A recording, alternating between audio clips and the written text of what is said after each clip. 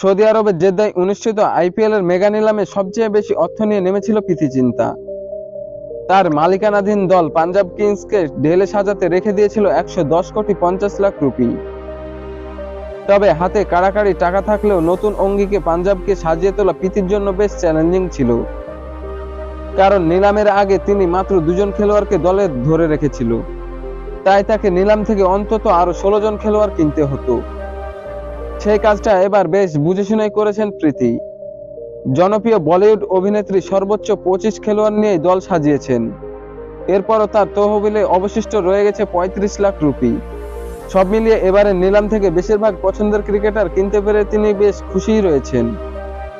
49 বছর বয়সী এই তারকার মতে তিনি যেমন দল চেয়েছিলেন তার 90% আশা পূরণ হয়েছে তার।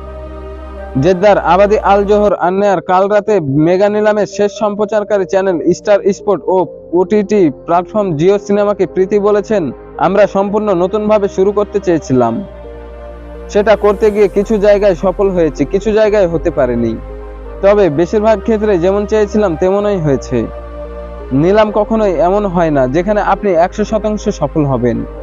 যেমন খেলোয়াড়কে চেয়েছেন তাদেরই পাবেন। যদি 90%-এর বেশি পছন্দের খেলোয়াড় পান, সেটা আপনার জন্য একটা দুর্দান্ত নিলাম হবে। আমরা যা চেয়েছিলাম তার প্রায় 90% পেয়েছি।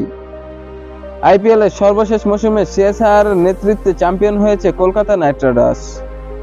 এরপরও আয়ারকে ধরে রাখেনি প্রীতির অনেক জনপ্রিয় সিনেমার নায়ক শাহরুখ খান। সেই সুযোগ লুফে নিয়েছে প্রীতি চিন্তার পাঞ্জাব। দলটি আয়ারকে কিনেছে 26,75,00,000 রুপিতে, যা তাকে আইপিএল এর নিলামের ইতিহাসে সবচেয়ে দামি খেলোয়াড়ের তালিকায় 2 নম্বরে নিয়ে এসেছে। ভারতীয় 2 বোলার পেছনেও বড় অঙ্কের টাকা ঢেলেছেন পাঞ্জাব।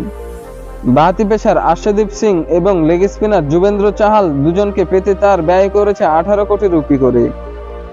এছাড়াও অস্ট্রেলিয়ার মার্কাস স্টোনিসকে 11 কোটি, দক্ষিণ আফ্রিকার মার্কো ইয়ানেসকে 7 কোটি রুপিতে কিনেছে পাঞ্জাব।